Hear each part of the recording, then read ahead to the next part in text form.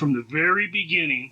I need to know why you guys dug the grave, why they tried killing him, what happened. Our story begins in the Mojave Desert outside of Boulder City, Nevada. On October 26, 2003, a man and his son saw a coyote digging into the dry lake bed. Curious about what the animal was doing, they waited for it to leave before going to where the coyote was digging. When they arrived, they made a gruesome discovery. They saw a partially revealed body that appeared to be in a grave. The father immediately called 911 and Boulder City Police responded at 10:30 a.m. Officers secured the scene and called for detectives. Detective Jeffrey Lamprey arrived at the scene. Upon exiting his vehicle, he smelled what he described as an extremely disturbing aroma. He saw a portion of the body, the chest, and the face protruding from the ground. Investigators called in an anthropologist to excavate the body while preserving any evidence. With the dirt covering the body removed, Detective Jerry Stone observed 3 large black garbage bags wrapped around the body. Upon closer inspection, they discover significant damage to the victim's head and chest. Detective Lamprey said it was not an ordinary homicide. It was butchery on a corpse. The medical examiner transported the body to the coroner's office. To identify the victim, investigators search for evidence near the scene. They find the remains of a burn pile containing what appeared to be the soles of a pair of shoes and buttons for Wrangler jeans. As they expand their search further from the gravesite, they locate several empty alcohol bottles. A few thousand feet from the scene, investigators discover something perplexing. They found a large hole in the dry lake bed. Detective Lamprey said it was a ginormous 8-foot by 6-foot by 8-foot hole. With the second hole remaining a mystery, their more pressing concern was identifying their victim. Detectives met with the medical examiner at the coroner's office. The body was x-rayed and determined to be a male. The man was naked. A plastic wad of a shotgun shell was found inside the body, meaning the victim sustained a close-range shot. Wad separates pellets or shot from the gunpowder inside of a shotgun shell. Detective Lamprey is an avid shooter, so he immediately recognized it as 20-gauge wadding, which he described as the size of a thumb. The victim had been shot twice, once in the head and once in the chest. The coroner also noted severe blunt force trauma to the backside of the head. The killer used a blunt object to remove some of the lower face and jaw area. Despite the damage, the victim still had his back teeth. The coroner took DNA swabs, fingerprints, and dental x-rays for future identification of the victim. The coroner estimated the body had been in the desert for 2 weeks. The victim appeared to be a white male in his early 20s. Investigators ran the man's prints through the automated fingerprint identification system. Unfortunately, there was no match. With no other evidence to identify the victim, the case stalls.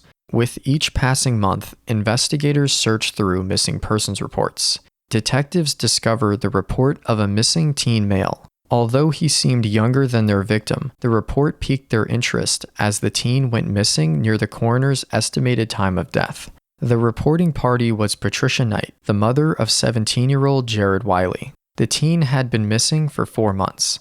Patricia shared that on the night of October 15th, Jared did not come home. Knowing that her son would not leave the area without telling her, she reported him missing the following day. Patricia said everyone liked Jared. She described him as a funny kid who enjoyed working on cars. This goes on the engine, like so. And then you move on to the camshaft. Patricia printed 1,000 missing persons flyers. Jared had a group of close friends that called themselves the Crew. Family members and the crew hung the flyers throughout the local area. Patricia said that everybody was doing their best and that it comforted her. Unfortunately, their efforts were fruitless as the days turned into months. Jared's mom said the holidays were a tough time without him. Investigators inform her of the body found in the desert and ask for Jared's dental records. Patricia provided them with the records. While she waited for the results, she said she was scared to death. On February 12th, the coroner identified the body recovered from the desert as high school senior Jared Whaley. When informed, detectives described Patricia as emotional and highly distraught. Jared's stepbrother, Kyle Knight, said that Jared looked up to him as a mentor. According to Kyle, Jared had a big personality and was a loud and friendly guy. Jared enjoyed working out and working on cars. Kyle said that Jared's dream was to join the Marines. Neither Patricia nor Kyle knew anyone who would have wanted Jared dead.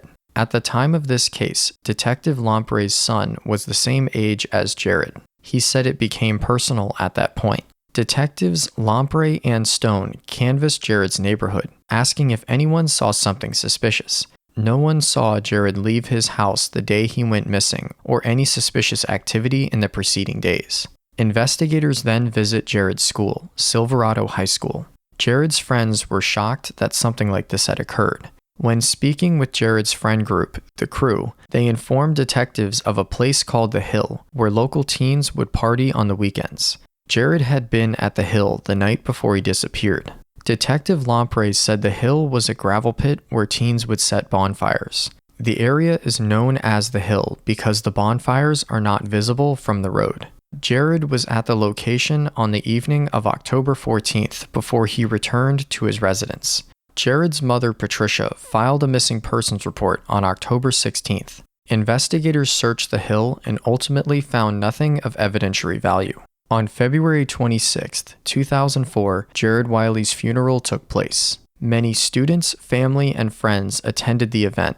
Patricia said that she doesn't remember much of that day because of how difficult it was. People gave speeches about Jared and played some of his favorite songs. Detective Lampre said Jared's loss was a gut punch to Southern Nevada because he was a bright young man full of future. With very few leads, investigators take a closer look at the friends who last saw Jared the night before he went missing. Jared was with Matt Baker, Shane Myers, Cody Myers, Steve Stringfield, and Shane Johnson, all members of the Crew. The group formed from their shared interest in mafia films, specifically the movie Casino. Detective Stone learned that the boys spent a lot of time drinking and that the group would do beer heists at local stores. Matt Baker, the Myers brothers, Steve Stringfield, Shane Johnson, and Jared Whaley would steal alcohol and bring it to the drinking hill. Wondering whether the Crew expanded their crimes past shoplifting and curious if they know more about Jared's murder than they've let on, investigators decide to visit the Myers household. Shane and Cody Myers were the sons of wealthy physicians. The detectives noticed a large gun cabinet with exotic shotguns in it. All of the shotguns had dust on them except for one. Detective Lampre recognized the one clean shotgun as a 20 gauge. As the investigators focus on the gun cabinet, Shane Myers says something unexpected. Shane said that they were harassing him and that he knew why they were looking at the shotguns because Jared died from a 20 gauge. The statement took detectives by surprise, as the cause of Jared's death wasn't publicly released. Detective Stone said the hair on the back of his neck was standing up. Detective Lampre said he knew right then and there that the Crew was bad. Detectives individually brought each member of the Crew in for questioning. Everyone except Steve Stringfield was steadfast in their claims of not being involved. After applying some pressure and threatening to throw Steve and his friends in jail for the next 25 years, he told investigators the story of Jared's death. Steve's account was secondhand information he had received from Matt Baker. A friend of the Crew named Gerald Wilkes told investigators that he, Matt, the Myers brothers, and Shane dug the large hole originally intended for Jared's grave. The statements from Steve and Gerald were enough to obtain arrest warrants for themselves and every member of the Crew. With all 6 in custody, investigators re-interviewed the 4 members of the Crew who previously denied involvement. Matt Baker and Shane Myers requested attorneys and did not provide statements. Cody Myers and Shane Johnson confessed to their participation in Jared's murder. Here is Shane Johnson's interview. Just a couple seconds, okay, buddy? Okay. Guys want some change? I don't like it jingling around in my pocket. Yeah. Maybe we'll try to change it in dollars for you, whatever. I don't think I have $1. I got like 50 cents. Do that then. Yeah.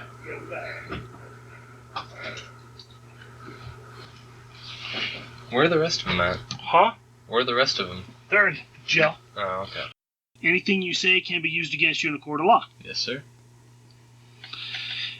You have the right to speak with an attorney for advice before we ask you any question and have the attorney with you during the questioning.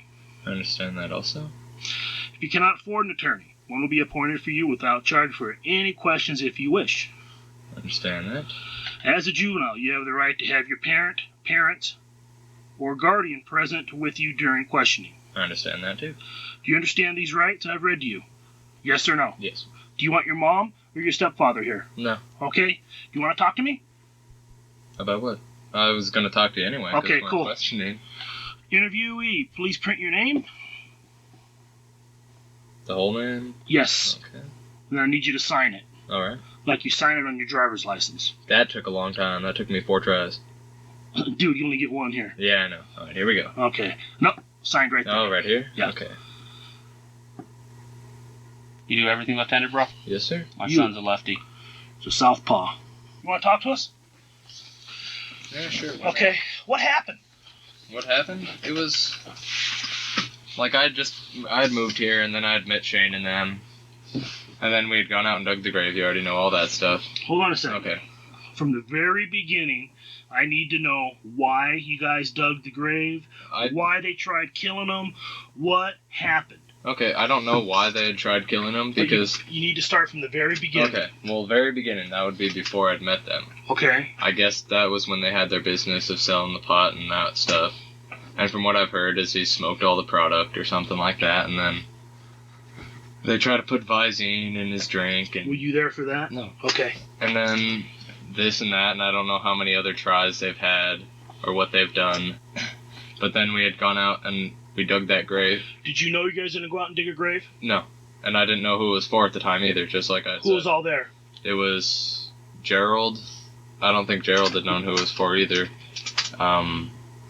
It was Shane, me, and Matt.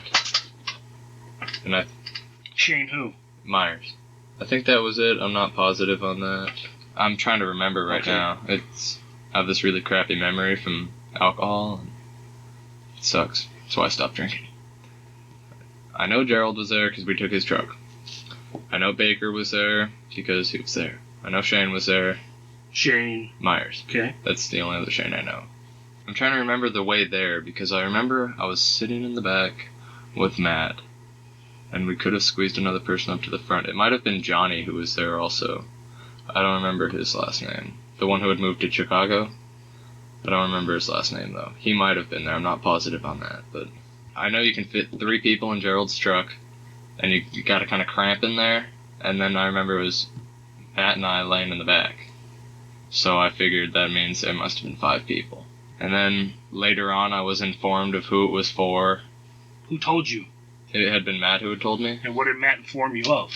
He said that, we're, like, at first he was like, we're planning to take somebody out. And I was like, well, why? And he was like, well, this, that, and the other thing. Well, we need to know what this, that, and the other thing means. I think it was for, because he had smoked his product and what else? Because he was a moron or something. They had said that he was stupid and was just fucking stuff up. And I think that was about it. And me... Like what type of stuff up, man? Like, just stupid things, like stupid incidences. Like, I don't know exactly what he meant by stuff up, but just because I wasn't in the business, so I don't know what he could have up. But my best guess would be opening his mouth when he shouldn't or something like that. Me being a stupid kid, I was like, okay, I'll go for you guys with that. And then we get to that night, and I can explain everything. What night? It was... What night are you going to take us to? Well, they said he had disappeared on the 10th, right? Well, it was the night before that, because that's when it had happened. He had disappeared on the 15th, which is a Wednesday. Oh, was it the 15th? Yeah. Oh, because in the newspaper it said the 10th. But he had disappeared on the Wednesday? Well, then it was probably the Tuesday before. Okay. Take me through that entire day and that whole evening events. Alright. Okay? Okay. Well, let's think. At the beginning of the day... And I need to interrupt you one more time before you get going on this. Okay. I need to know telephone calls, who called who put this whole thing together, everything. Okay. Okay? Everything. Okay. Well, Matt had the plan to begin with. When did he come up with the plan? I'm sorry. I'm not sure. When he had informed me of it was like a week after we had dug the grave. Okay, so a week later he told you the plan? Yeah. Okay. And then we'd gone to school just like usual. It was just like a regular day, and we had gone out drinking. Did you go to school that day? Yeah. Okay. And then we had gone out, and I remember when I picked up my stun gun, sorry to interrupt, but it was after school. I hadn't ditched school to go get it. I remembered that. Sorry about that. It's all good. I remembered It's all it the other good. night. It's all good. What day did you pick up the stun gun? He picked it up. I don't remember what day, but all I know is it was after school. Yeah, he didn't ditch school that okay. day because the last time we talked to him, he couldn't remember. Yeah. Okay. So, yeah, good. Cool. Yeah, and then we had gone to school just like usual, and we had gone out drinking after school because we couldn't do it on a Wednesday. Where'd you get the beer at? I'm pretty sure Matt had stolen it from Okay. Albertsons. Okay, one of their beer runs. Yeah. And instead of early Friday, you guys went out a day before. Yeah. Okay. Because I remember Shane couldn't do it on a Wednesday. He Okay. couldn't drink because the Boy Scouts, and they had those meetings on Wednesdays. Okay.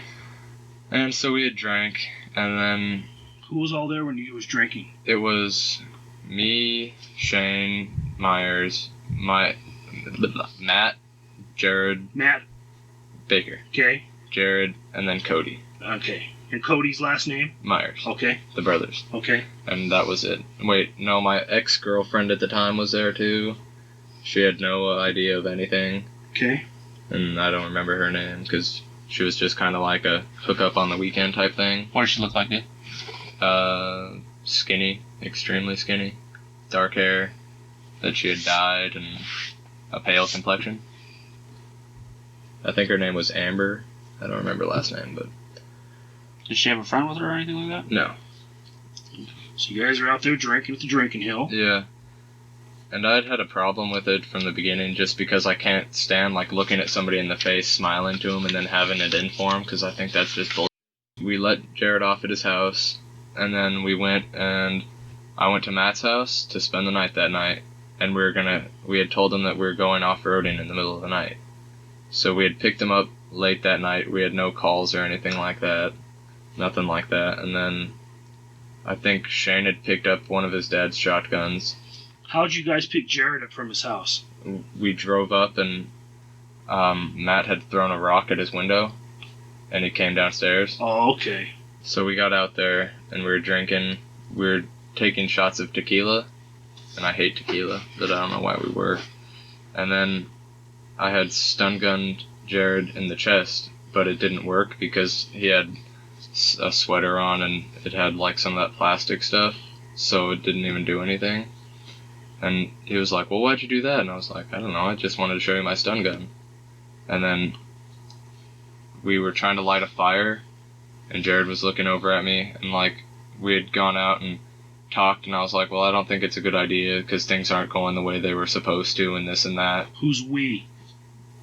Oh, it was me and Matt who had gone out and like walked away from the group. And then I had told him that, and he's like, well, we'll just see where things go.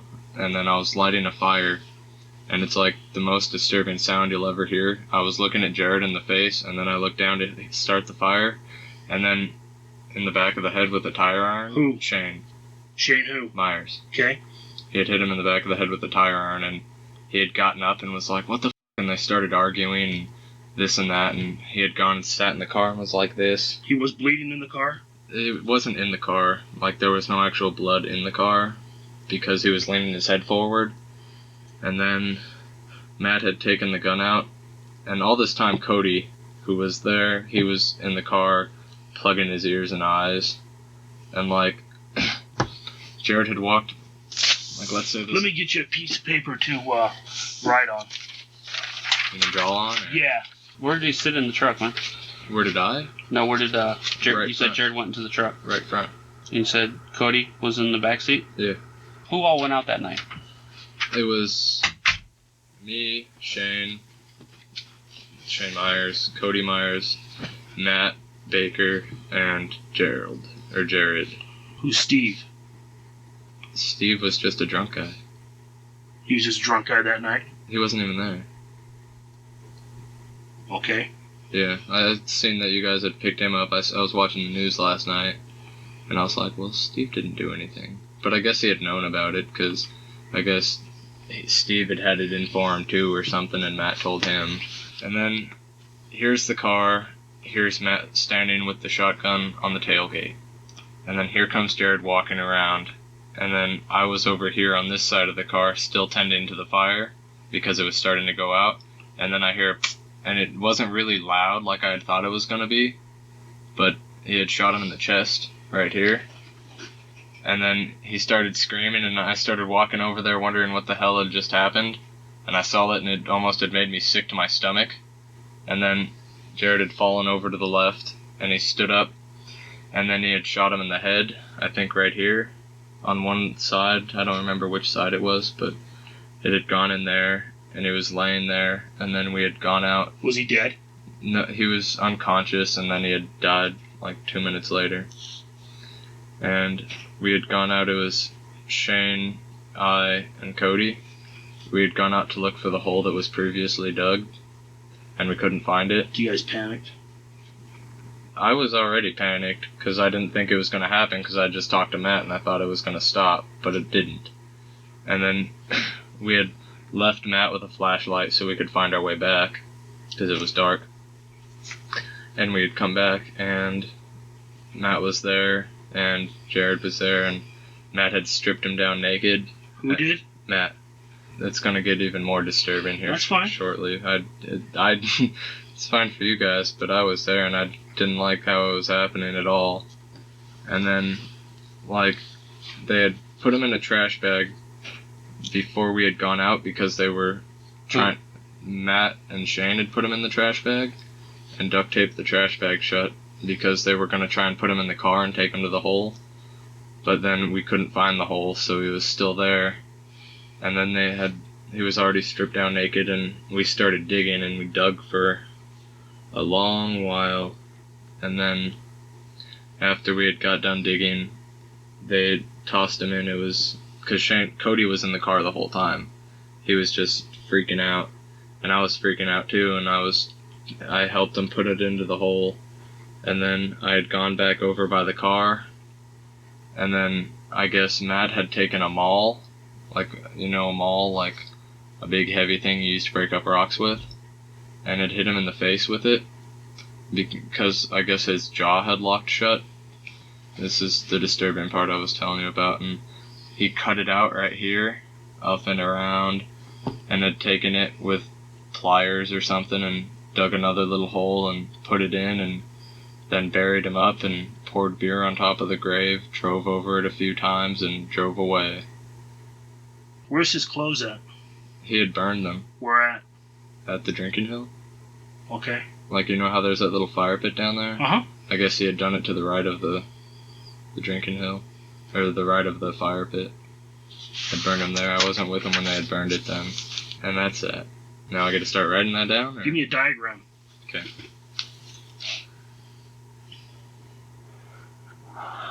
That's a car. That's door number 1. It's door number 2. Just put like an E for engine or something like that, or F for front, something like that. There's the engine. And here's the tailgate. And here was where the shotgun was. Here's where the little fire was. Here's where the hole was. Here's where Jared had walked around, like that, and that's where Matt had come around and got him in the chest, and then Jared went, and fell over, and then had gotten back up, and this is where he was standing when he had shot him in the head, and then the car went, and drove to try and find the other hole, and had come back. Okay, I thought you guys walked to go find the hole. Now I understand. No, we had driven, and then we had to dig this hole. Wasn't very deep or anything, and then here's where Cody was laying. Here's where Jared was when he got hit in the head with the thing and was bleeding in the car. Okay. And then here's where I was when I was trying to tend to the fire. And then I heard the sound and I came around this way, and that's when he had gotten him in the head. And then I freaked out and went over here. And then we had put him in the hole.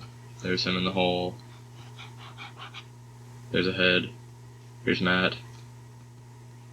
And here's a maul. Hitting him in the head. And then here was another hole. And here's where the jaw had gone. How far away?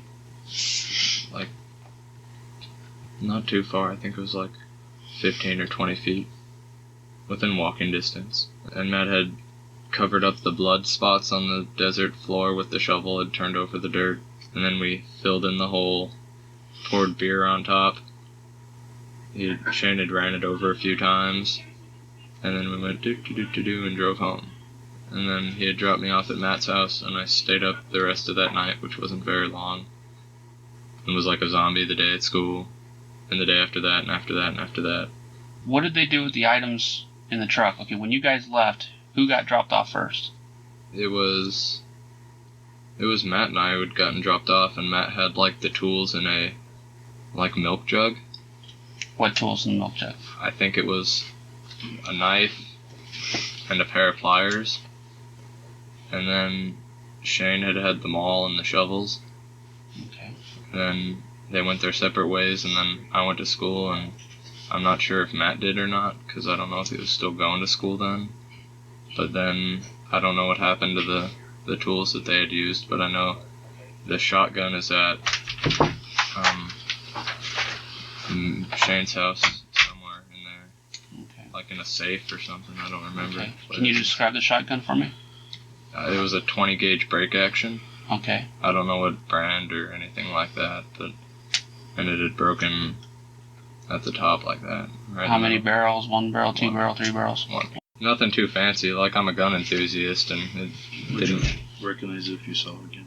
Yeah, I'm sure I would. I remember Matt had shells for it, like 3 of them.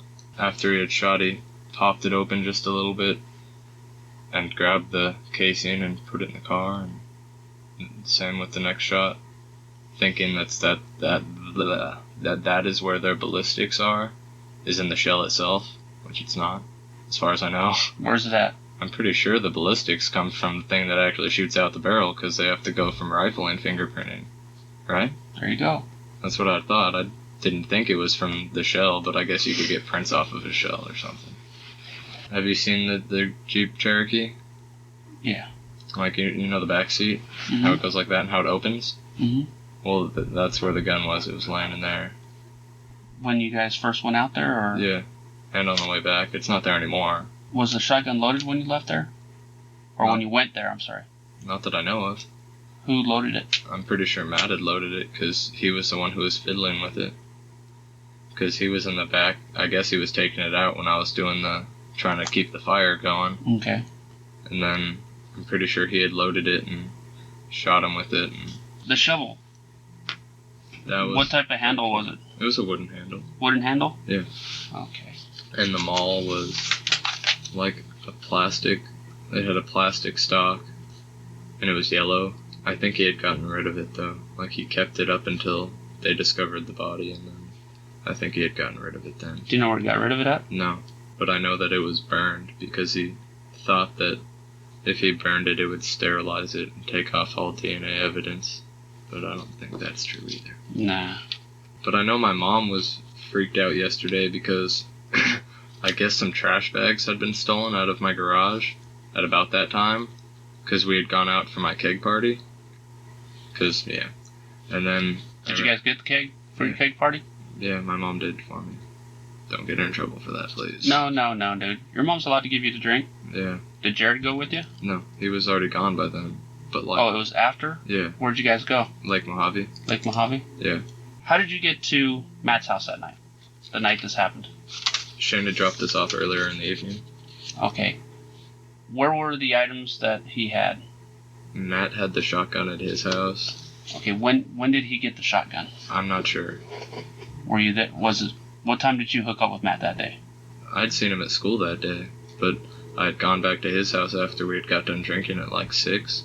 Okay. And then... And it was there then? Yeah. Okay. What else was at the house?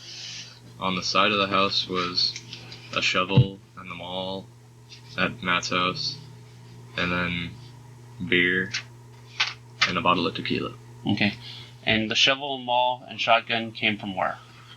I don't know where the shovel had come from. I think Matt might have had that. Okay. The maul came from Shane's house, and the shotgun came from Shane's house. Okay.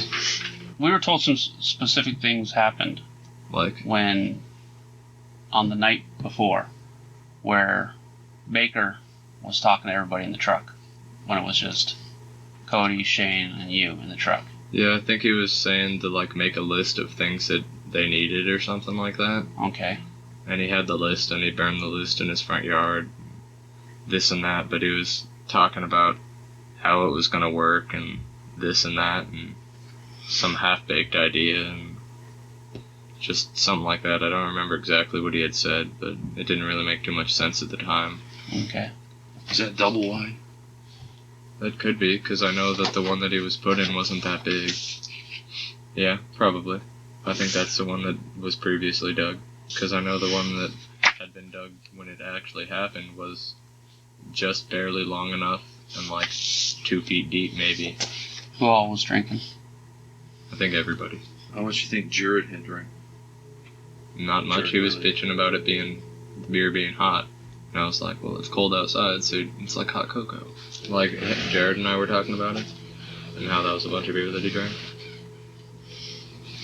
Was there a reason to give him that much beer? No. Wasn't part of the plan to get him drunk? Can you explain what the plan was? Because you keep mentioning the plan, we never really went into that. Well, like, what the plan was from Matt was that we were going to go out there, and we were going to go a little bit away from where the hole that we had already dug, and then I was going to stun gun him, and it was going to knock him out, and then he was going to shoot him or something, and then we were going to put him into a hole and bury him and drive home. The plan was for double wide. Yeah, but we never found that. Matt had said to pick up everything that might have been dropped and this and that, and make sure that nothing was left behind. Where was Shane standing at when Matt shot him? Like right behind him? Like to the side of him. To the side of him? Yeah. What happened when you guys got back in the truck and were driving back? Was anything discussed? No, everybody was really quiet. Cody was on the verge of puking, and I was almost on the verge of puking, and Matt was chain smoking and listening to At House of the Rising Sun over and over and over and over again. And then Shane just wasn't talking. Who was the lookout? Lookout for what? For anybody coming around where you guys were at and what you were doing? Nobody, really. We didn't think that anybody would go out there. How much beer do you think you had consumed that night? Probably a little under 18 beers. What item was it that Shane Myers struck Jared in the head? A tire iron. Was that the tire iron from the Jeep? You know where that came from? The Jeep. Location in the Jeep? Under the driver's seat. You said that Shane and Matt taped him up. Yeah. Can you describe how he was taped up? Matt was like, well, lift his feet up, and I tried to touch him, and it was still warm, and I was all scared, and I went back over by the car, acting like I was trying to take care of Cody, but really I didn't want to be there. And then they had lifted up the feet and put half of a bag, or a full bag on half of him, and full bag on the other half, and duct taped it in between, like that way and that way. Was tape used anywhere else that you saw? Not that I know of. I think they might have tried to tape the hole in his head, maybe. Or on his chest or something, I don't remember. Did you see who did that? Matt was the one who was mostly doing everything. Because I was over by the car with Cody, and then Shane was trying to help, but I think he was pretty freaked out too. And Matt was the only one who didn't have a problem with it. And I remember that when he had stripped him naked, he said something to the effect of, for all the bragging he does about his size, it was sure not well deserved or something like that. Trying to make humor, and it wasn't funny. Where did Shane strike Jared Whaley in the head with the tire iron? Can you say that out loud, man? Yeah, on the back of the head. He had taken 3 full steps, I think, from what he had said afterwards. Because he had said, wow, I can't believe he didn't go down after that. But I guess he had taken 3 full steps and a wind up and a swing. Jared fall down at all? No. When he got hit, he just shook it off? Or? Yeah, basically. Wow. I know. Bigger man than me. I got hit in the back of the head with a bat and I was out cold. I got hit in the back with actually in the face with a softball and got knocked out. I hit myself in the head with a pipe and got knocked out. That was an accident. So did you guys discuss this any time after this occurrence? No, I preferred not to talk about it at all. Was there any bragging or anything like that going on? No. You be willing to take us on a field trip to the area? Yeah, didn't we already talk about that on the Yeah. way? Is that cool, though? Yeah. Okay. Should have brought my jacket, but that's okay. We'll get you some. Can it be one of those pink police jackets? We'll see. Hey, anything unusual about the duct tape? Just silver duct tape. I remember Matt had picked it up at Home Depot before. He was going there to ask for duct tape, and Matt's not very knowledgeable about anything. And he was like, well, we need to pick up this duct tape. And I was like, well, that's cloth tape. And I'd asked the guy, I was like, what duct tape has the highest amount of... When did you buy it? I think it was probably like 2 or 3 days before it had happened. Matt had paid for it. Do you remember how he paid for it? Money. No, wait, he stole it. I remember now. Yeah, he had stolen it. Tinsel strength. That's the word. I'd asked the guy which one has the most tinsel strength. And he pointed out that one? Yeah. Picked Jared up on, he had the hill party on Tuesday night, and then you took him back out to Dry Lake down that night. That makes it Tuesday night. Yeah. Well, Wednesday Wednesday's morning. when he didn't show up for school and all that. Yeah. So what day do you think it was that you went to Home Depot with Matt? I think it was the previous Friday. I think. Because I remember it was a school day. Buying this tape was solely for what purpose? For tying Jared up. What happened to those? I think Matt had put him in a pile and burned him with tequila, along with all the rest of his clothes. Right beside the grave, or Yeah. Like if here was the grave, over here was where he had burned it. did Jared have a chain on his wall? Oh yeah, Matt had taken his wallet, and on the way home he was taking stuff out of it and breaking it up and throwing it out the window. I remember that.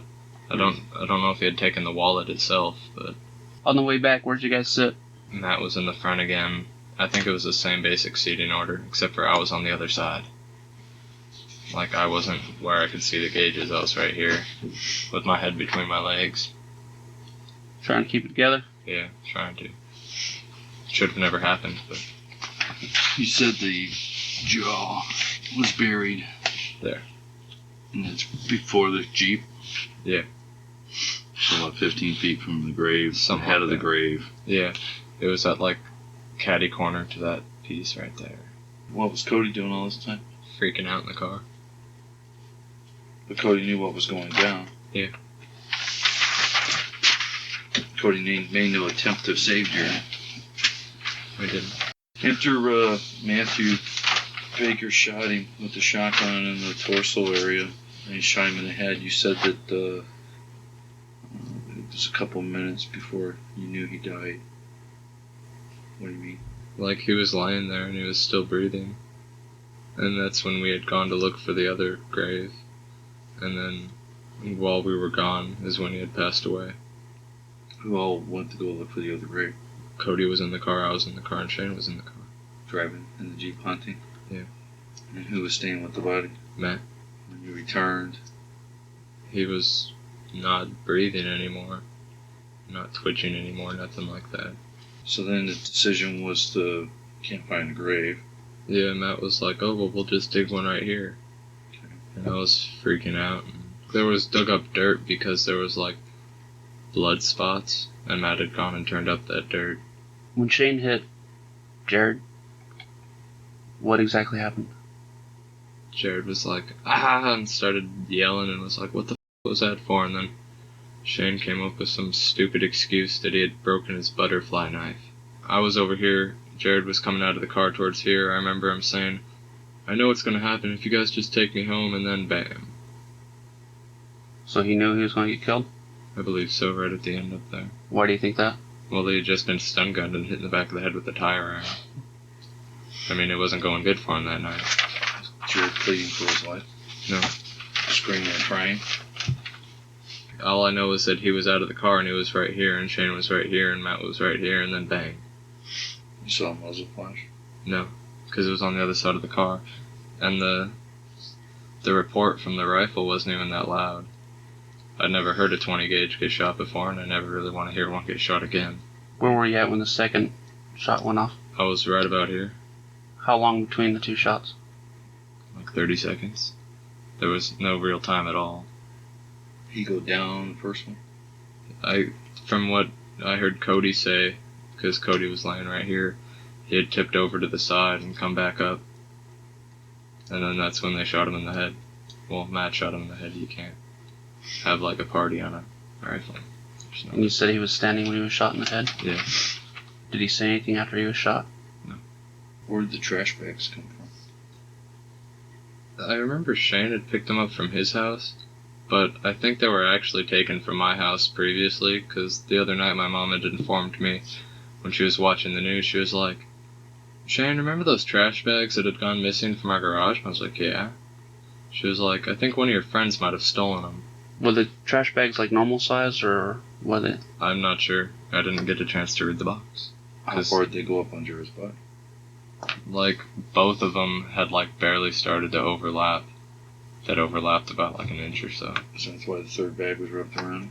I didn't know that there was a third bag wrapped around him, but I didn't know that. All I had thought that there was only 2 bags. What were you doing when Matt and Shane were wrapping him up? I was standing right here talking to Cody, trying to calm him down. Why is Steve Stringfield telling us he was there as the lookout? Steve wasn't there. Steve was at his house. I don't know why he would say that he was there, but he wasn't. He was at home the whole time. That's why when I'd watched the news last night and it said they've arrested these people and they said Steve's name, I was like, Steve wasn't there. Why is he arrested? But he had known about it. How did he know about it? Because Matt had told him. Before or after? After. Why would Matt tell us you shot him? That I shot him? I don't know. I don't know why I'd say that I had shot him. I'm sure everybody's trying to push the blame around on who had shot him. But I remember specifically that Matt was here and Shane was here, and Matt was the one who had pulled the trigger. Because I remember he was laying there and nobody really touched him until they started like taking his clothes off and whatnot like that.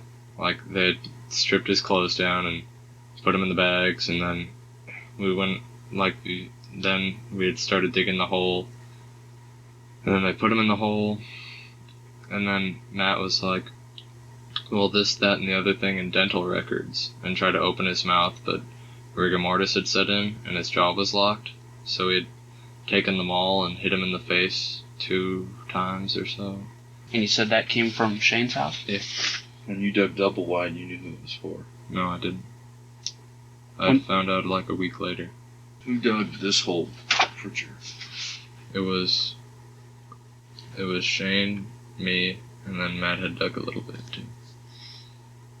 How come so shallow? Because there was no time. We were running out of time because the car had to be back. Because Shane wasn't supposed to go out that night. When you guys were taping him up and stuff like that, he had to be pretty bloody. Not as much as you'd think. Okay.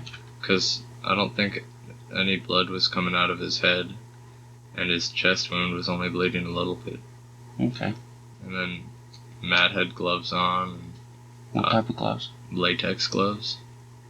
And I had latex gloves on, and I think Shane was the only person who didn't have gloves on, and that's why I was confused when, like, y'all first found it, because why didn't you just fingerprint the bag, because I'm pretty sure he had touched the bag. Where'd you get the latex gloves in? Matt had them. I think he had stolen them from a doctor's office or something. How did it make you feel when all this was going on?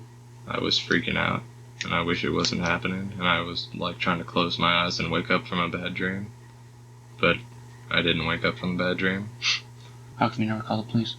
Because I was afraid that Matt was gonna call his devil's disciples, or him and Shane might come after me or something like that, because seeing what Matt was capable of, it freaked me out. Were you ever threatened by anybody? No. But I knew if I went and told somebody that would be my demise right there. I didn't really want to go the same way that he had gone, and I wish he had never gone at all. How come you kept hanging out with Matt? How come I kept hanging out with him? Mm-hmm. Just because it was like somebody who had done something with me that we had gone out and done, and then I don't know why, like he was kind of a friend of mine, and then I was just weirded out, and I had a feeling if I stopped hanging out with him, he'd be like, well, what the hell is he up to? Is there anything that you're leaving out? No, that was everything. I can show you where everything happened. Okay, we'll take you to do that. What was everyone else's involvement in the planning of it? I don't know. I guess he had talked to Shane about it and trying to figure out how they'd do it and how Shane could get the shotgun and whatnot like that. Why would Shane want to do this? I don't know, because he was pissed off at him because he would come over to his house and, like, not have any respect for anything in the house and break miscellaneous stuff. Stupid reasons. I don't think anybody should lose their life over anything that's stupid. Yeah, I agree. How did Cody get brought into this? I don't know. Cody had wanted to come for some reason. I don't understand anything Cody does. He's kind of a... You talked to Cody, right? Have you? Oh, okay. Well, he's kind of a... Not all there. Like, he's not mentally challenged or anything. He's just very simple. Have you ever heard Steve talking about wanting to hurt Jared? No, but I heard from the last time I was in here that when they had gone off to Blue Diamond that Steve said he wanted to cut his throat or something like that, but I didn't know him when they had gone out to Blue Diamond. What do you think of Steve? I think he's a drunk. He needs rehabilitation. He's rehab. So what was Matt's beliefs on racism and stuff like that? I don't know. Matt seemed like he would just say whatever he could to get people to follow his way. Like what? Like, he was more of a... like to manipulate people, I've noticed. Because he can manipulate just about anybody. He thinks he has everything planned out and everything working perfectly, but he's actually not very smart. Like, he thinks that he can come up with perfect plans, but they never worked out right because he doesn't think them all the way through. Like this? Yeah. Oh, my life is finally starting to go good.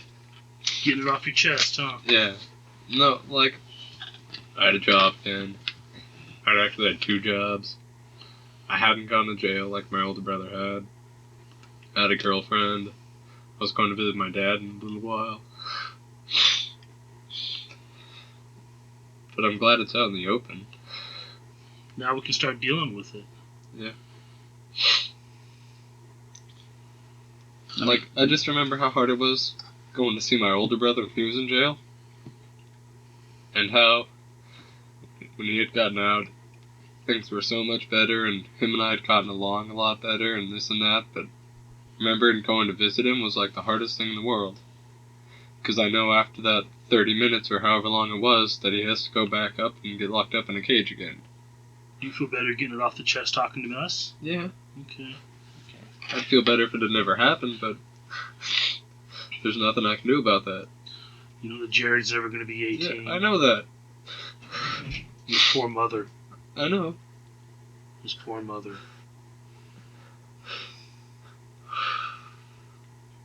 If I could change time, I would, and have it never happen. And I know. he had gotten out of the car, and that's when Matt had shot him. He had came around the side of the tailgate, and Matt was waiting there for him. Was he pleading for his life? No. He had, just right before the end, he was like, I know what you guys are going to do. If you just take me home right now, nothing will happen. And then there was the report from the rifle, and... So the last thing he said is, take me home, nothing will happen. Yeah. And then Matt put the gun to his head and shot him? No, it was still a ways away. It was like from that wall to you. Shane, there's some inconsistencies. Okay. Okay. Like? We're going to go back over everything. Okay. Alright. Make sure you don't leave nothing out. Okay. Alright, because there's other people that were involved, and I'm not saying that they telling us the truth or you're telling us the truth, but their stories match. Okay. Okay? I want you to go back over this thing, and it's kind of like the easiest way to explain it, okay? Whenever somebody's in trouble or anything like that, they tend to like step back, try to withdraw themselves from the incident. Yeah. Or minimize it, as to say. I understand. You're minimizing something. Yeah. Okay? So let's go back over this. Don't minimize. Okay. Don't be afraid to tell us everything.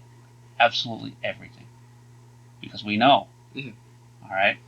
And I didn't think I was minimizing anything, but I guess I might have been. But I don't remember any hand-to-hand confrontation, anything like that. I remember that I had tried to help put him in the bag, and it was still warm, and it had freaked me out. Mm-hmm. And then... Was he still moving around? No. Not at that time. He never really moved around at all. At what point did you know that he was deceased? When we had come back from trying to find the other hole. Because he wasn't moving, he wasn't breathing. And then I think either me or Matt had checked his pulse.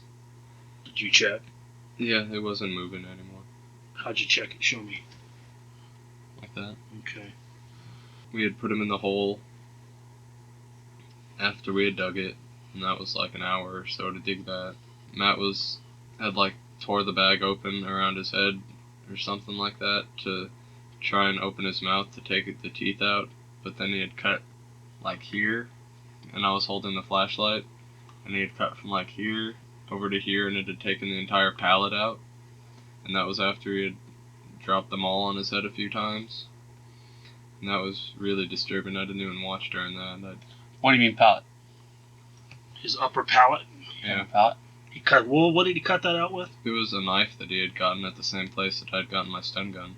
But it was like a switchblade, and it had like lines in it, and then it was like one of those military issue ones, and it was really, really sharp. Like you could shave with it. That's what he had used for that. How long did it take to cut the palate out? It seemed like forever, but I guess in real time it was like less than a minute. Wow. I think. I mean, it took no time at all. Because what had happened was when he hit him in the head with the maul, it had crushed his face bones. And, like, just about all the bones there. And then he had cut in and over and pulled it out. Did you guys ever go back to the burial site? No. When you guys took his clothes off, his body, did anybody try to mutilate his body anymore? No. I remember... You guys talking about it? No, we were talking about it. Like, I had said that, like, a while back, earlier, I had said that I'd always wanted to, like, break somebody's kneecap backwards. And then Matt was like, well, you could do it now. And I was like, no, thank you. Matt said that? Yeah, I didn't want to do that at all. It was just like one of those childhood dreams. Like, I was molested as a child, and I still want to go back and take the guy who molested me and nail him to the ceiling with a high-powered nail gun. I can understand that. And just things like that, things that flash through your mind. Sure. When you guys placed the bag over his legs, legs just flopping around, or what's the deal? Basically. Like, I don't think it had gone into rigor mortis by then. Whose idea was it to tape him? Tape the legs, or tape it up? I think it was a mixture of Shane and Matt's, because they wanted to put it in the back of the car, and they didn't want to get blood all over the car. You're saying it? The body. Okay. I grabbed the legs, and Matt had grabbed the top, and we put it in the hole, and then Matt was like, oh no, what about the teeth? And like, that's when he went back in. And... Yeah. Let's start from the beginning again, okay? Okay. Take a little quick breath. We're going to start all over again, okay? Alright. You guys went to Jared's house. Yeah. Matt had thrown a rock at his window. Okay. Because I didn't know what window we had at that time. Why did you do that and not call him? I don't know. Okay. Because it was the middle of the night, and he didn't want to wake anyone up. They had their own phone line. I think I'd heard about him having his own phone line, but I don't know why he hadn't called. Okay. And then he had known that we were going to come by late at night, and so we went by and we picked him up, and we were driving out there, and I remember before we had gotten there, he wanted to listen to a song by a band that he liked. What was the name of that? I don't remember the name of the song, but I remember it was by the Butthole Surfers. I had only heard them that one time. And then we had gone out there, and we did a little tiny bit of off-roading, and went back, and we were drinking, and they were taking shots of tequila, and like I said, I don't like tequila. It smells like crap. Tastes like it too. It does. And then they like raised their glasses, and it was supposed to be for my birthday or something like that, and that's when I had stun gunned him, and it didn't work, and he had backed up, and he had chased me a little bit. Where did you stun gun him at? In the chest. He was like, oh, why the f*** did you stun gun me? And I was like, oh, I was just kidding, sorry. He had like started chasing me a little bit, and kind of roughhoused a little bit, but not too bad, and then he had gone back, and we started drinking some more, and then... What do you mean roughhouse a little bit? Like I think he had like grabbed me by the shoulders and like thrown me down a little bit, something like strong? That. Yeah. So could somebody assume that was like maybe fighting a little bit? I guess. Like he was pissed off that I'd stun gunned him, and rightfully so. Like I had never tried to fight back because he could kick my ass. Like he was a lot bigger than me. So after you tased him and you guys start this, what you call rough horseplay, yeah. At what point did Shane Myers do what he did? It was after that. It was like 20 minutes after that. So we were all just going along with the business that we had done, and I'd taken Matt aside and tried to talk to him and was like, well, things aren't going the way they should be going. We should just go home. And he never really responded to it or something. He was just like, oh, and just brushed it off. And then we had gone back over, and Jared was picking stuff to help me light a fire. And he'd given it to me, and I was lighting the fire, and I looked up at him, and then looked down and started the fire, and then I heard the sound of the tire iron. But you saw what was coming. I had just barely seen it. Well, no, you saw what was coming, but you made no effort to stop it, though, right? Yeah. Okay. And then that had happened, and he got up and was like, and started yelling with Shane, and was like, well, why'd you do it? And Shane's like, well, because you broke my butterfly knife, and that argument. And then Jared had gone and sat in the car and with his head down, and he was holding the back of his head, and then he had... What was he saying? I don't remember what he was saying, because the windows on the left side of the car Who were pulled him rolled out of the Jeep? I don't remember anyone pulling him out of the Jeep. Okay. Like, I thought they had, like, coaxed him out or something like that. And called him back up? Something like that. And then he was, like, following me, and, like, I was walking around the car, and he was behind me, and then I'd gone over. Why was he following you? I don't know. Was he going to get some? I mean, was he going to put one on you? Probably. Now he's pissed. Yeah, I'd be pissed too if someone... Damn right, I would be. Yeah. And so he followed you around the Jeep a couple times or once? I think it was about once, like he was following like What was that. he saying to you? He wasn't saying anything. So he had rage in his heart then, probably. Yeah, probably. And Matt saw this? Yeah, I think Matt had seen it, and that was when he had grabbed the shotgun, and I'd gone like this, and Jared was coming around this side just as I was coming towards the fire, and then he had shot him when he had walked around. What did he say when he got shot? Like, before he had gotten shot, he was like, well, I know what you guys are going to do. If you just take me home right now, nothing will happen. And then he got shot, and then I don't think he had said anything after that. I don't remember hearing anything. And then he had fallen to the left, and then he had gotten back up, and then Matt had reloaded and shot him in the head. I think it was over here that it had hit him. Did it drop him immediately? Yeah. Just boom. I don't remember how he had fallen down, but I know that he didn't get back up after that. And then I had thought that we had gotten into the car and trying to drive to the other spot where the other hole was, but we couldn't find it. And then you guys decided we got to dig one? Yeah. That's when that happened, and I think everybody was freaking out except for Matt. For whatever reason, he was calm and nonchalant about it. And then we had gone and started digging the hole, and then pulled his clothes off and put those in the pile and burned those. What did you use for the accelerant? I think it was the tequila, even though I'm pretty sure tequila's not flammable. Yeah. Is it? Yeah, oh yeah. It's got a high alcohol content. I thought it was over like 100 and something proof was flammable. No. Oh. Well... It worked, didn't it? I guess. Yeah. I had thought that you could just light it up, because there was also a bush on top of it. Okay. To help get it lit too. There was so much adrenaline in my body, I didn't know what the hell was going on. Pretty scared? Yeah. On the scared meter, 1 to 10? It was like a 12. Okay. Like, it was the most scared I've ever been in my life. How did you keep this in all this time? How did I keep it in? I just didn't talk about it and tried to forget about it. And... See, I knew you were lying to me a week ago when we talked, because when you took your jacket off, yeah, you had big, huge sweat marks. Oh, I always have big, huge sweat marks. And I could just see it on your face. Yeah. That, you know what? Like, even now, I have big, huge sweat marks. There's more to this than what you'd said. Yeah. But why'd you lie? Why did I lie? Because I was afraid of what would happen. Because Matt wasn't in custody, and I know that Matt's a dangerous person with the Now that you're talking to us again, are you lying or are you truthful? No, I'm truthful. I could testify, I could take a lie detector, anything you guys want. Okay, well, that may be down the road. Okay. Okay. You're doing a great job, by the way. When you started seeing the news reports, you started getting freaked out? Yeah. Just like anybody would if they were in that situation. What did you think when you first saw the first one?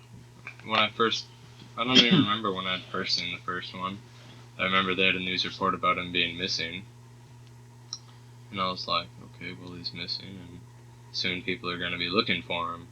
And then whenever you guys had found him, or determined that it was him, whenever that was, then I was kind of freaked out, and Matt was back, and Matt's like a shit magnet. What do you mean by that? Like, ever since he came back, he's just been getting in trouble a bunch. What's the latest news piece you saw on this? Last night, At what time? like 10. It was right after wrestling was over. They're like, we've just arrested 4 people, 19-year-old Matt Baker and 18-year-old Steve something and 2 17-year-olds, and they're still looking for a 16-year-old. It's like, oh, okay. They'll be over any day now. So what'd you think about when you heard Matt was in custody? I was like, well, I'm glad he's off of the street, but How dangerous is he? he has the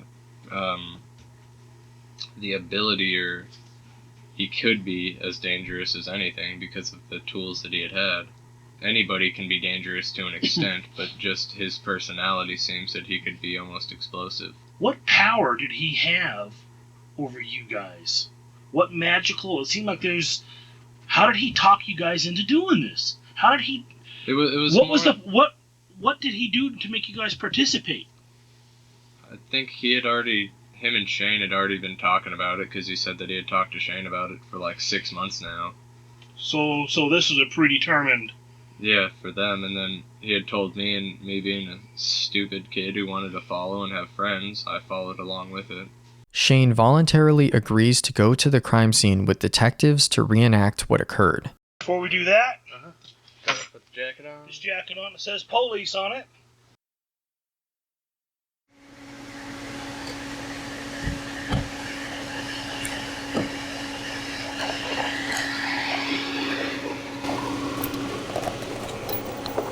Now, you guys were all in the car together. Right. What happened? Well, first we started, like we had off-roaded a little bit, and then we had come out, and we're right about here. We were drinking the beers, and then a little while after that, like 10 minutes, we came to about here, because we had shot glasses on the hood of the car. Are you right-handed or left-handed? I'm left-handed. Self-pump. Okay. Alright, and then we had taken the shots, and then I come in here and something like that, got him in the chest. What was he standing? I got him in the chest, sweating on that plastic that I was telling you about, that rubbery stuff. So it had just kind of shocked him a little bit. He stepped back a few stumps, he like stumbled back a little bit. And then he was like, what the hell was that for? And then he came at me and I ran up and he walked back over to the car. Okay. We had placed a brush right here. We were getting ready to light it. Crouched down. Right here? Yeah. And where are you? I was I'll right help here. you. Okay. I was right here. And we're lighting the fire. Yeah, we're getting ready to. You and who? You and who? Me and Jared. Okay. I'm Jared right now. Yeah. And where is his body positioned in relation to yours? It was just like that. Okay. What knee was he on? I don't know. Okay. And then we were getting ready to light the fire. And then I looked up and Shane was coming through the back just on there. Towards here. You? Like, yeah. He stand at the back of the car. And like take 3 big steps. And he was like running and had the fire underneath. Right about there. And then I get hit. I jump up. Yeah. And what the did you do that for? Yeah. And then what did Shane Myers do then? Then he had walked around to the back of the car. Okay, let's go. What did Jared do? What did I do? Did you just stand there saying what the boy while Shane walked away? And he was walking towards me. He was walking towards Shane. Okay. Following towards me. Like this. So what the hit me for like that? Yeah. And Shane got me back to the car, wiped the tire iron off, took it back in the back. Okay. What did you wipe it off with? Paper towel. Okay. And then he had looked at Jared and said, well, because you broke my butterfly knife. He goes, what the f***? Because I broke your butterfly knife? And then Jared walked this way. And he had gone into the front right here. You don't have to even take it even see. Okay, so he got in the seat. He opened the door. Yeah. He had stepped in, sitting like this. Okay, now he's Jared right now. Yeah. So there was blood coming off the back of his head. He was sitting in the passenger front seat, correct? And was he holding his head with both hands? I think it was just one hand. Just one hand like this? Yeah, I think it was just his right hand. Okay. And how long was he in the Jeep for? He was in there for about 4 or 5 minutes. And then I was over here trying to make myself look like I was busy? Yeah. For what reason? Because I didn't want to have to talk to him. Did you know what was going to be coming up next? Yes. Yes, sir, I did. And how did you know that? Because we had the shotgun in the back, and that was the only other thing that they hadn't used. And then Jared had come out of the car. Jared's coming out of the car. And he was like trying to follow me. Or trying to follow me. Hold on. Jared's now following. We're playing the run around the car game, and then he had changed directions and started coming from that way. Okay, now change directions and walk back around to the front of the vehicle. And what are you doing at this time? I was back over here. Okay. And then he was over there trying to come around this back way. And I was coming to the front while you were still going to the back. And when you Was Jared coming after you guys? Did you leave the door open or did you close it? He had left it open. And then he had come around the back, and when he had reached the back tailgate. Okay, let's all walk back. Me and you walk back to the back tailgate now. And where are you in relationship to Jared right now? I'm towards the front. And he's coming around this side of the tailgate? Okay, then what happened? Matt was standing here. With the gauge in his hand? Yes. And pointing it down or pointing it up? I think it was down. I don't know. I couldn't see through a car. You was up there? Yeah. So Jared's coming around the corner. And when he came around the corner, he had aimed it at him, I think, well, because he hit him. And he had pointed it and shot him. And I believe it had gotten him like right there somewhere on the side. And he had tipped over to the left. Like this? Yeah. Just shifted his body? Yeah. On the second shot, I was about, I'm trying to remember which side of the car I actually came around. I think I'd actually come around the front, this side right here. And so you would be standing... I was up by this front door. Right here? Yes, sir. And you were standing in front of it, behind it, I was next like to it? Right here. Okay. Where was Shane standing? Where was Shane standing? I think Shane was to the left of him. To the left? About where? Shane was, what, right here? Yeah. And then Matt was still at the tailgate. And Matt, let's get this again. So Shane Myers is standing here? Yes, sir. What was he doing? Was he saying anything? No. He was just standing there. So you were Where there. was Cody? Cody was in the car. Shane was here. The shooter, Matthew Baker, was here. Yes, sir. And Cody was inside. And Cody was inside. Did back. Jared see Matthew Baker reload? I'm not sure if he did because he was laying on the ground sideways. Oh, he was now laying on the ground? And then he had stood up. Okay. So, and by the time, He gets up. by the time he had stood up, it was already reloaded. When he had come out of the car before he had gotten shot the first time, he said, "I know what you guys are going to do, and if you just take me back right now, you won't get in trouble." And then he was shot the first time. Okay, and that's where we're at now. Yeah. Now the second time, you come over here and imitate Matt Baker. Okay. And where were you standing at? And I'll go stand there. I was by the front door. You were right here? You were right here. The second time he had reloaded and put it and brought it up and got him and then it hit him right there. And how did he fall back? How did he fall? Describe it. I don't remember. I wasn't looking at that point. Okay. When he was on the ground, he was... You want me to help you? Yeah. So you can imitate it for us? Now we realize you're cuffed, okay? We realize. It was something like this, and his head was tilted that way. There was a hole right there. And where's the blood coming out of? There was a little bit of blood coming out of the chest over here, and there was not that much coming out of his head right here. Was his arms on the side of his body? Yes, sir. How was his feet? I'm pretty sure they were straight. Okay. And then what happened? And then, damn, I've written this story like 4 times today. I know. I still can't remember. I remember this kind of thing. I was there when Shane and Matt were right here. Matt was to the right side of Jared and Shane was to the left side. And that's when I thought I heard somebody say, "Get in the car," like in a freaked out voice. So I jumped into the car and then... Which side of the car? Right there. Right here, back? Yeah. Passenger right? Yeah. Okay. So was Cody sitting up at that time? I made him move over. I was like, "Scoot your ass over." Was he in high-speed wobbles at that point? Yeah. He was really freaking out? Yeah. Okay. As was I.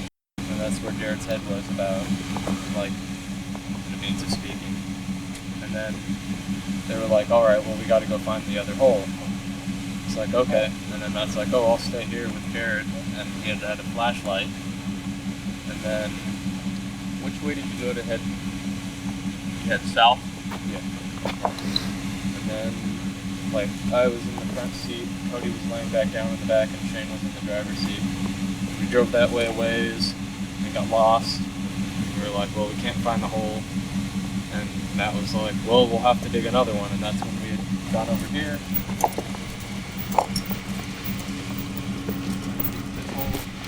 This is the actual gravesite.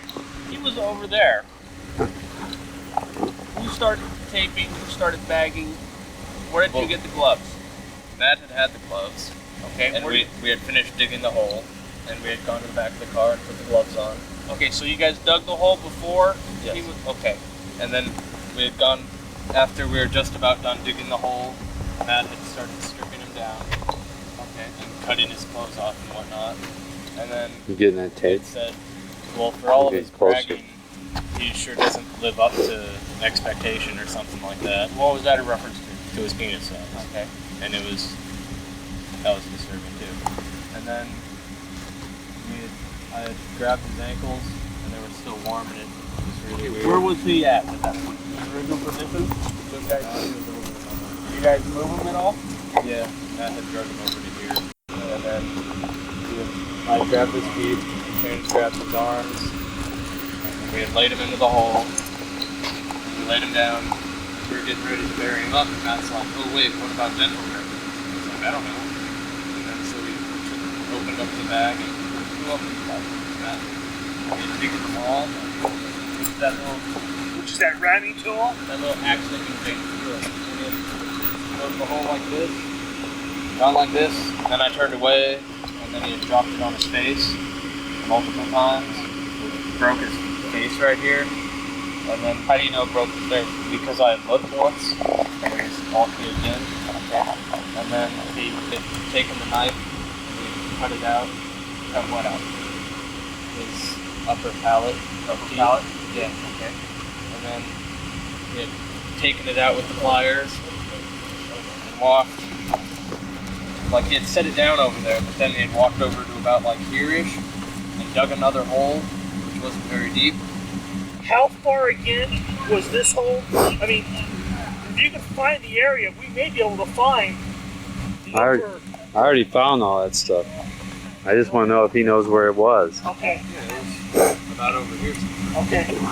Why didn't you fear for your life? I did to an extent, but I figured if he got rid of both of us, I was supposed to be at his house that night, and people would go asking him questions right off the bat. Oh, okay.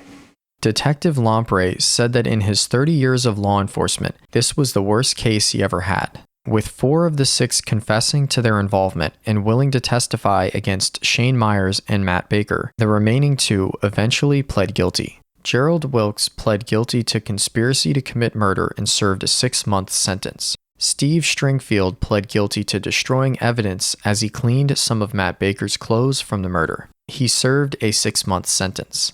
Cody Myers pled guilty to voluntary manslaughter and conspiracy to commit murder. He served a 7.5-year sentence.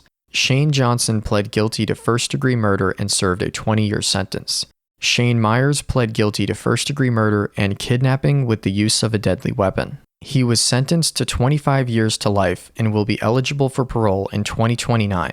Matt Baker pled guilty to first-degree kidnapping and first-degree murder. He was sentenced to 35 years to life and will be eligible for parole in 2039. Kyle wishes he could have seen what Jared would have become. He said, Jared would have been something great, and it was a shame he didn't get the chance. Patricia is glad about how many years they will spend in prison and believes they should spend the rest of their lives there for taking her son's life. She made a memorial in her backyard where she thinks of Jared and him being there to protect her. For more videos of cases never seen on YouTube, click one of the videos on screen now or the links in the pinned comment. Goodbye for now.